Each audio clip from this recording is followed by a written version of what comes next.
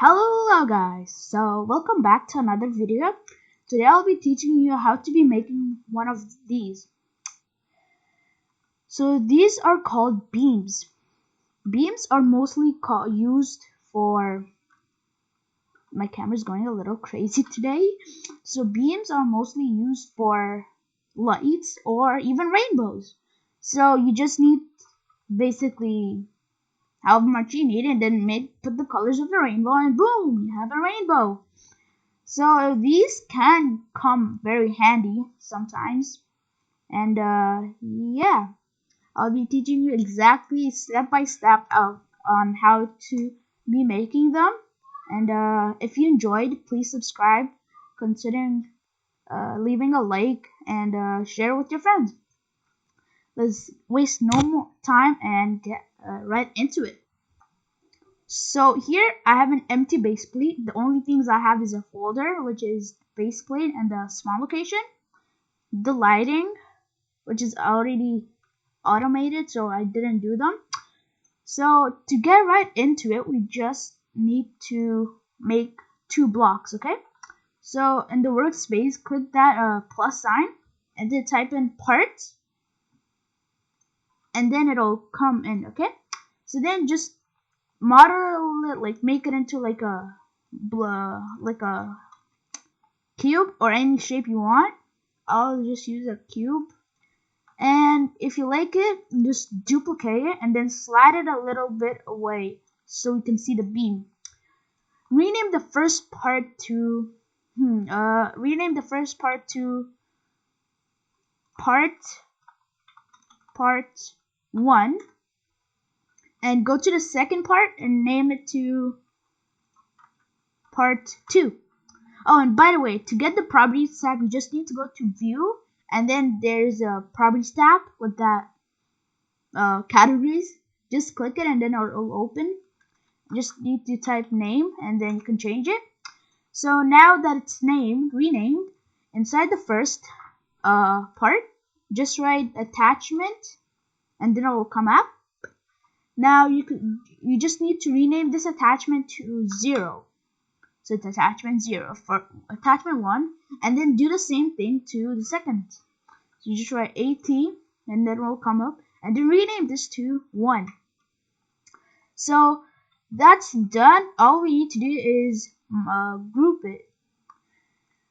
So just close them up and then do shift or control and click on one of them, and then go to home and then click this group button on top of lock, and on the left side of the play and right side of the color, just click it and it will go ahead and model it for you. I'm just gonna rename it to beam model so it's easier for you guys to understand. So then now that that's done, we need to go to server script service and make a script. You can just rename the script to beam script or anything you like. So now is the fun part. So local, let me just zoom in for you guys so you can see. Local, now we need to get access. So we say local attachment 0, which is basically part 1, and attachment 0 and attachment 2, attachment 1. And we just say it is equal to game.workspace.beam model.part1.attachment 0.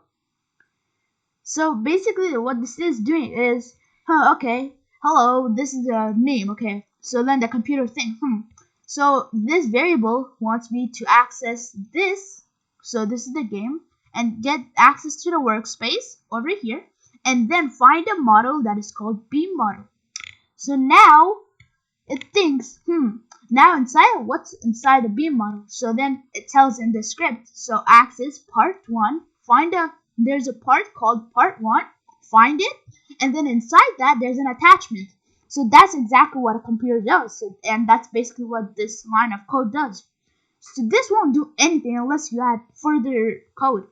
So we just need to add another one, local att1, because attachment 1, attachment 0, equal to game dot workspace dot beam model dot part 2 dot attachment 1.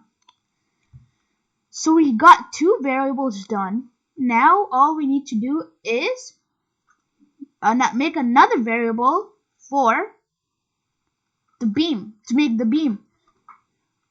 Local beam equal to instance dot new beam.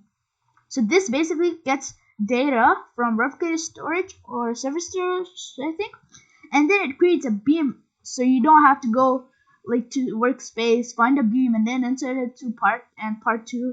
That will take time. So this will just do it for you in a couple of lines. So then we enter.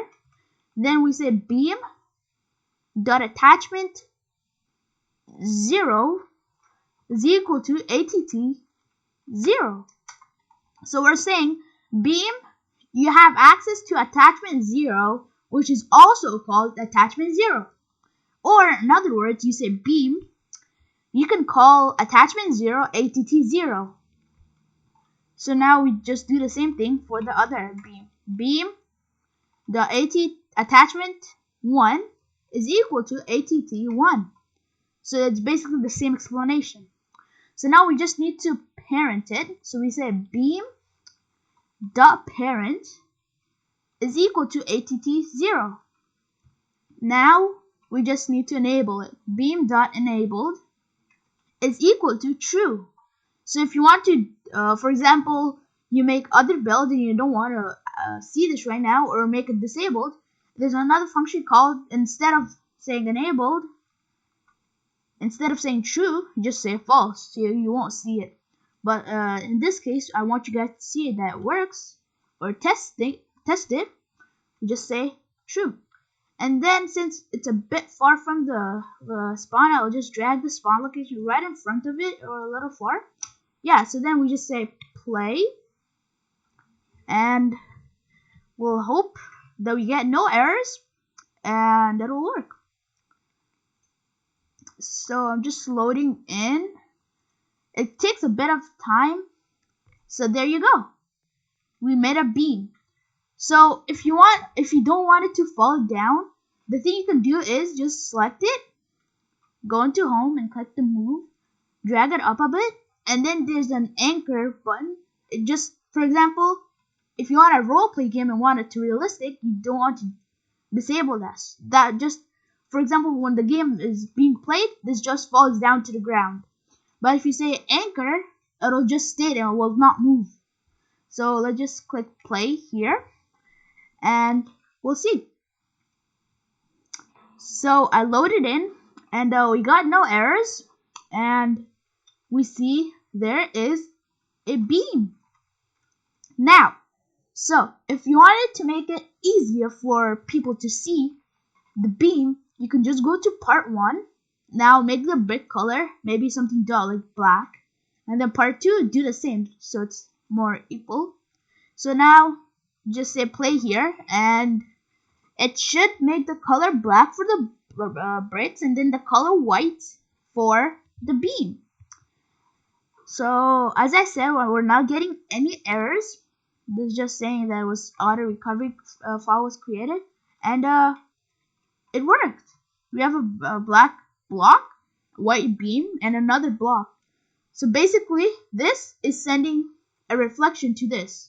So this is creating a beam, and then it's sending it here. So think that this has a mirror. So then this reflects it back to this, and then this has a mirror too. So then it goes back and forth, back and forth, back and forth. And yeah, that's how you create a beam in under 10 minutes in Roblox Studio. I hope you guys enjoyed, and make sure to leave a like, subscribe, and share with your friends. And I'll see you guys next time.